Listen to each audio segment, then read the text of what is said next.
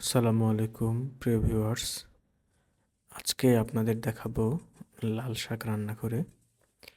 এবং এটি একটি হচ্ছে যে অন্যরকম পদ্ধতি। আমরা অনেক সময় এইভাবে রান্না করি যে শাক আগে ভালোভাবে সেদ্ধ করে নিই, তারপরে আমরা তেল, রসুন, পেঁয়াজ এগুলো দিয়ে, মরিচ এগুলো দিয়ে তখন আমরা তেলের উপরে দিয়ে নামিয়ে নিই।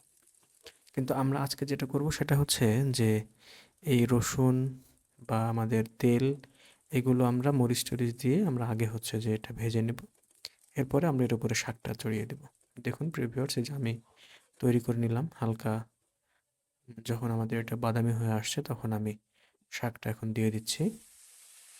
তো এইটা আপনাদের যদি বেশি হিট হয়ে যায়, আমারটা একটু বেশি হিট হয়ে গেছিলো, কিন্তু তারপরেও তেমন সমস্যা হয়নি। তো আপনারা এভাবেই একটু অল্প হিট থাকতে এটা করে নেবেন যাতে পুড়ে না যায়।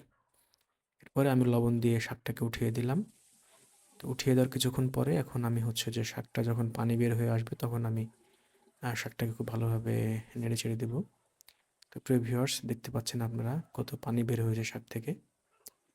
আপনাদের একটা কথা বলে রাখি, আর সেটা হচ্ছে যে লাল শাক বা যে কোনো শাক যখন রান্না করে অত্যাধিক পানি বের হবে তখন আপনারা বুঝবেন যে এটি রাসায়নিক সার এবং হচ্ছে যে কীটনাশক দিয়ে তৈরি করা। কারণ যদিও আমরা এখন আসলে আর কোনো স্বাস্থ্যকর জিনিস পাচ্ছি না বাজারে, সবগুলাই রাসায়নিক সার এবং হচ্ছে যে অতিমাত্রায় রাসায়নিক সার এবং কীটনাশক দিয়ে তৈরি। কিন্তু এটা যদি ন্যাচারালভাবে হতো তাহলে পানির পরিমাণটা এত বেশি হতো না। তো প্রিয় ভিউয়ার্স, দেখুন শাকগুলা প্রায় শুকনা হয়ে আসছে, মোটামুটি পানিটা শুকিয়ে আসছে। তো এটা পানি শুকানো হয়ে গেলে আমি তখন নামিয়ে নিব। তো আপনারা চাইলে যেভাবে গতানুগতিক পদ্ধতিতে রান্না করেন এর চাইতে ব্যতিক্রম এই পদ্ধতিতেও আপনারা চাইলে রান্না করতে পারেন। আরেকটি কথা আপনাদের বলে রাখি প্রিয় ভিউয়ার্স, আপনারা সবসময় লাল শাকের সাথে বা যে কোনো শাকের সাথে লেবু দিয়ে শাকটি খাবেন, তাহলে পুষ্টিগুণ ভালো হবে আর কি। পুষ্টিবিদরা এটা বলছেন। আসলে আমরা তো এইসব বিষয়ে তেমন কিছু জানি না। পুষ্টিবিদরা বা ডাক্তাররা যেটা বলেন আমরা সেটাকে হচ্ছে যে দিই, প্রাধান্য দিই। তো আপনারা চাইলে এভাবে এই রান্নাটি করতে পারেন এবং এভাবে খেতে পারেন লেবু দিয়ে।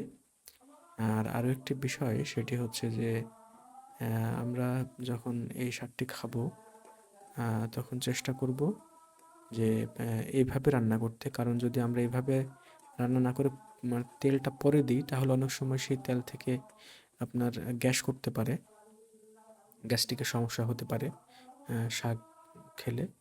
তো এইভাবে যদি প্রথমেই তেল দিয়ে রান্না করা হয় তাহলে শাকে আসলে ওরকম গ্যাস্ট্রিকের পরিমাণটা খুব বেশি হয় না। আর আরেকটা বিষয় হচ্ছে যে এই শাক বেশি তেল দিয়ে রান্না করতে ডাক্তাররা বলে থাকেন, পুষ্টিবিদরা, কারণ যাতে ভিটামিনের পরিমাণটা ধরে রাখা যায়। তো এই ছিল প্রিয় ভিউয়ার্স আজকে আমাদের হচ্ছে যে আয়োজন। ধন্যবাদ আপনাদের।